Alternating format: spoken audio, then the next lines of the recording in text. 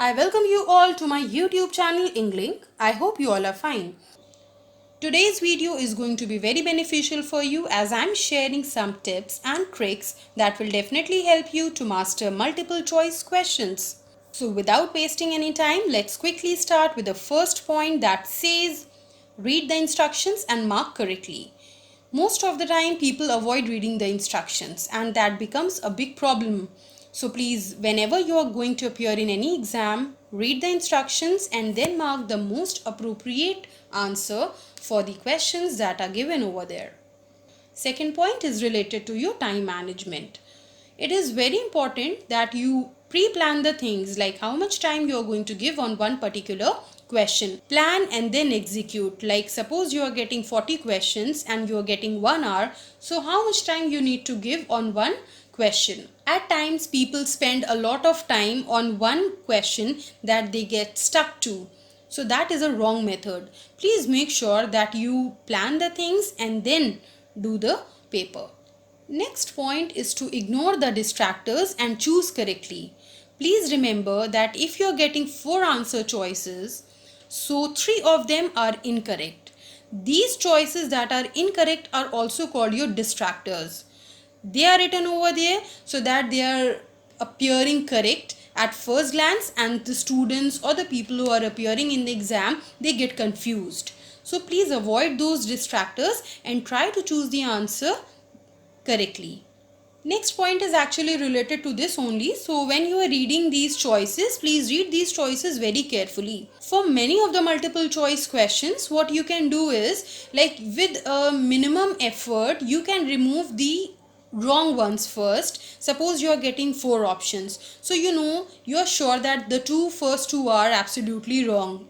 So you can remove those 2 and then read the next 2. So in this way your chances of marking the best answer, or you can say that the most appropriate one, will be higher, and this tip will definitely help you to get to the most appropriate answer. Now let me tell you some tricks that will also help you. First is to focus on the grammar. Suppose you see that there is any grammatical mistake in any sentence, especially in your language paper, you see that there are some rules that are to be followed. And if you see that there is any grammatical mistake in any sentence, please be sure that this is the wrong one. So as I told you, you'll have to reduce or remove the distractors, the incorrect option. So these rules of grammar will also help you to obliterate, or you can say that to remove the incorrect option. Like with did, you use the root form of the verb, and you see in any sentence that didn't knew, so you should know that this is absolutely wrong. And if you see the root form, then you should be sure that this might be a possible answer for that question.